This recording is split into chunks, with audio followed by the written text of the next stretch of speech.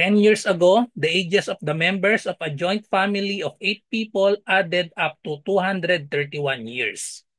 3 years later, one member died at the age of 60 years, and a child was born during the same year.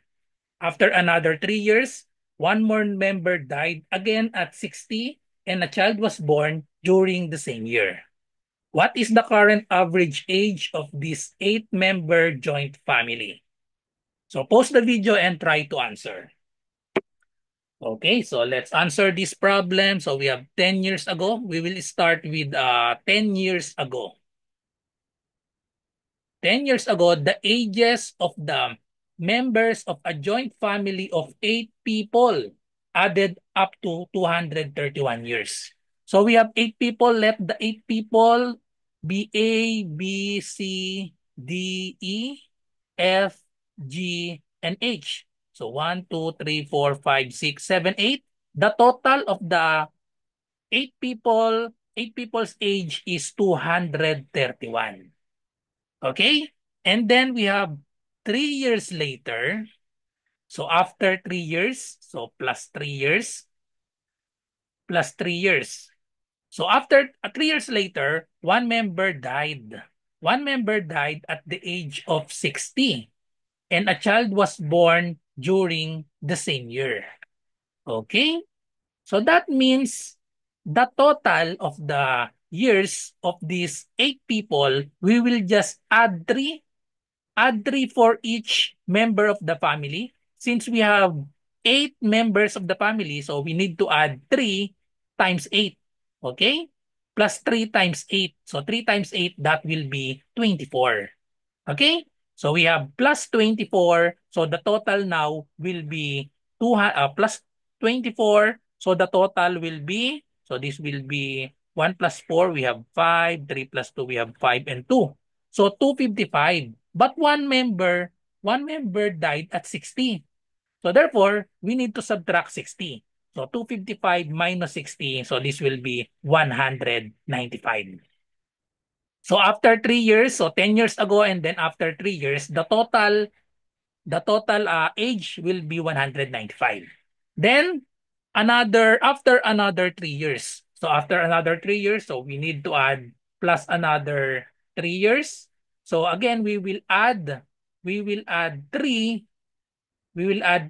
times 8 because there is 8 members. So 3 times 8, we will add again 195 plus 24. So therefore, the total will be 5 plus 4, we have 9. 9 plus 2, we have 11, carry 1. So we have 219.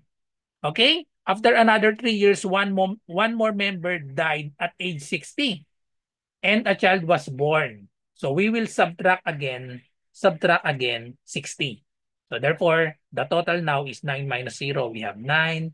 11 minus 6 is 5. This will become 1. So bring down 1. We have 159.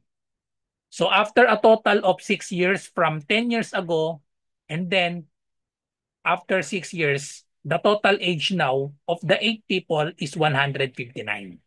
So the total members will be still 8 because a child was born after 3 years and then after another 3 years. So the question is, what is the current average? So current, this will be the present.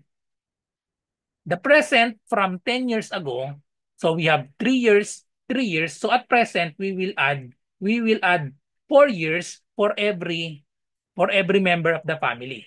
So in short, we will add 4 years plus 4 times the 8 members. So 4 times 8. So we will add 32 to 159.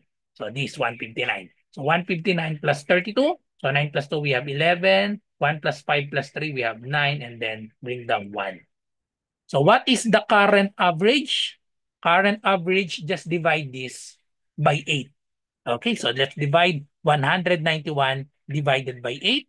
So this will not be exact. So let's add 0, put the decimal here. 19 divided by 8, we have 2. 2 times 8, we have 16. Subtract, we have 3. Bring down 1. 31 divided by 8, this will be 3. 3 times 8 will be 24. Subtract, we have 7. Bring down 0. 70 divided by 8, that will be 8. 8 times 8, so we have 64.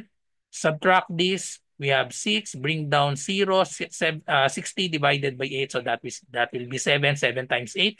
56, if you continue this will become, add another 0. This will be 4, bring down 0, 40 divided by 8 is 5.